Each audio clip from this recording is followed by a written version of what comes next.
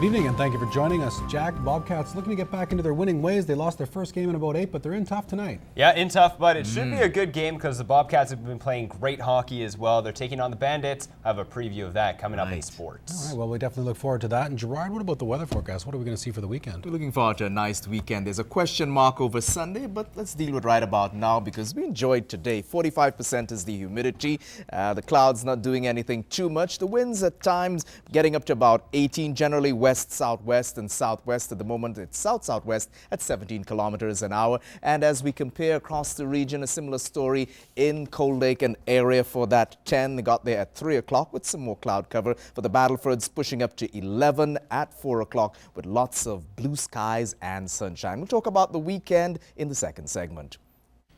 Battlefords RCMP are requesting the public's help in locating Lori Ann Jimmy, 42 years old, from the Red Pheasant First Nation. Jimmy was last seen departing a residence on the Red Pheasant First Nation. She's described as a First Nation woman, as 5 foot 2 inches tall, 120 pounds, with black hair and brown eyes. She's also described as walking with a noticeable limp. If anyone has any information regarding the whereabouts of Jimmy, they are asked to contact the Battlefords detachment of the RCMP or Crime Stoppers.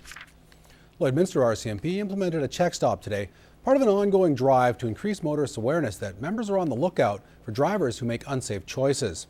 Despite people's awareness of the laws and the proven statistical fact that not wearing a seatbelt greatly increases a car's occupant's chances of injury or death in the event of a collision, it's not uncommon for the RCMP to issue a number of violation tickets.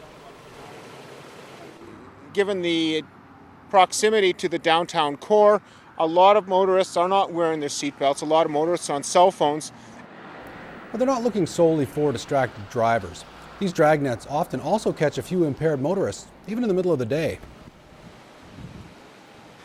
It's not as common as it is in the evening. However, we are also doing tests and evaluations for drug-impaired drivers. In a check stop like this, members try to be as visible as possible. The point is to provide a reminder that the RCMP is there to enforce the laws. They really are in the motorist's best interest to follow.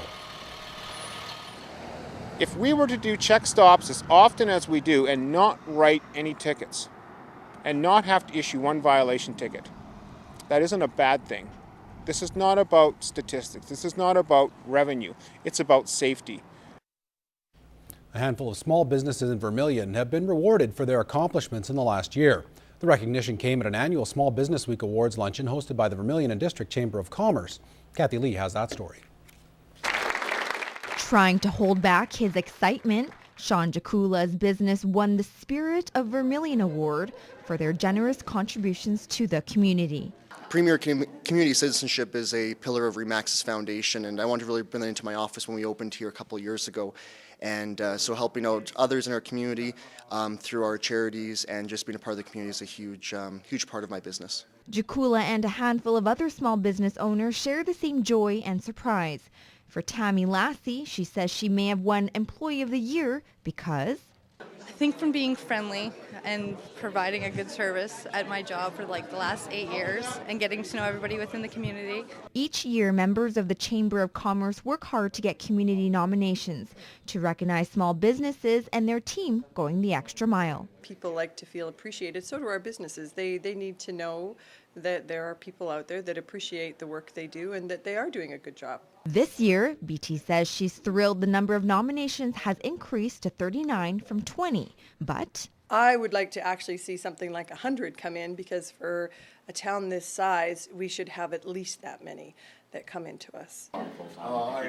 For Jakula, award or not, he says the team at RE/MAX Realty will continue to put their best efforts forward to keep improving. We're just going to keep on doing what we're doing, making sure and helping out everywhere that we can, every avenue, whether it be physical support to financial donations. We want to make sure and see our community grow and keep the spirit going throughout the community. Kathy Lee, Newcap News. Elementary students throughout the Lakeland region are getting the opportunity to see what it's like to live and travel in the Arctic. As Clayton Brown explains, explorer John Dunn is sharing his experiences of his latest travels to the north. For 50 days, John Dunn trekked over 800 kilometers from Alert, an airbase on Ellesmere Island, to Grise Fiord, the only other community on the Arctic island.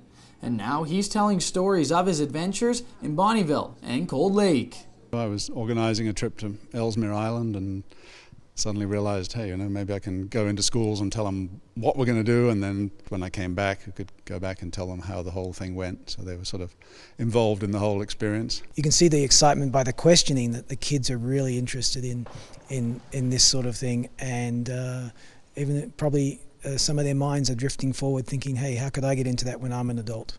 For many of these students, they may never get the chance to travel to the Arctic, so this was an opportunity to experience it. And it seemed the presentation was a big hit.